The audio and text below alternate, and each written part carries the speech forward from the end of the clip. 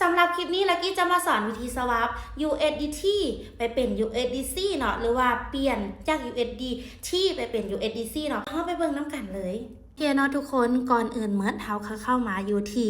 หน้าระบบของ BX ก่อนเนาะทุกคนเนาะทุกคนสังเกตเบิ่งซ้ายมือจะมี3ขีดเนาะซ้ายมือ3ขีดตัวนี้เนาะให้กดเข้าไปที่3ขีดด้านเทิงเลยโอเคกดเข้าไปเลยหลังจากนั้นทุกคนสังเกตเบิ่งกระเป๋าเนาะนี่เลยกระเป๋าเงินของเราเนาะให้กดคำว่ากระเป๋าเงินเนาะกดเข้าไปเลยกระเป๋าเงินเนาะมาเข้ามาปุ๊บเนาะจะมีเหรียญเฮาอยู่เทิงเนาะทุกคนเนาะจะมีคำว่าเติมเงินแล้วก็ถอนเงินเนาะมาเฮากดตัวลุ่มสุดเนาะตัวนี้เนาะคำว่าประวัติเนาะกดเข้าไปเลยกดเข้าไปปุ๊บเนาะจะมีคำว่าทรัพย์สินของค่อยเนาะทุกคนเนาะทรัพย์สินของซันเนาะ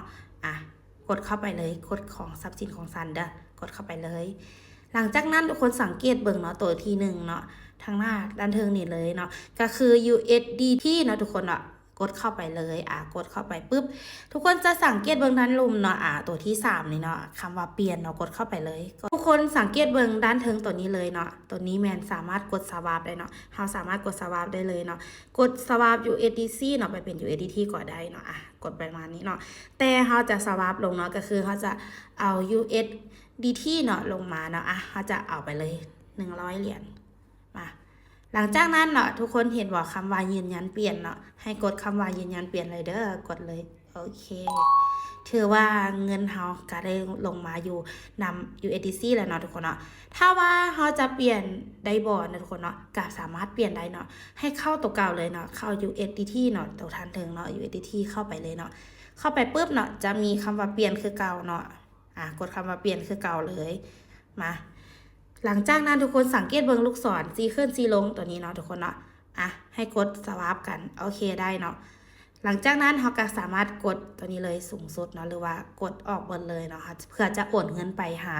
USDT เนาะทุกคนนะสามารถยืนยันกดเปลี่ยนได้เลยเนาะโอเคซัมนี้เนาะเราก็สามารถเปลี่ยนเงินจาก USDT ไปเป็น USDC ได้แล้วเนาะทุกคนเนาะง่ายๆเลยเนาะ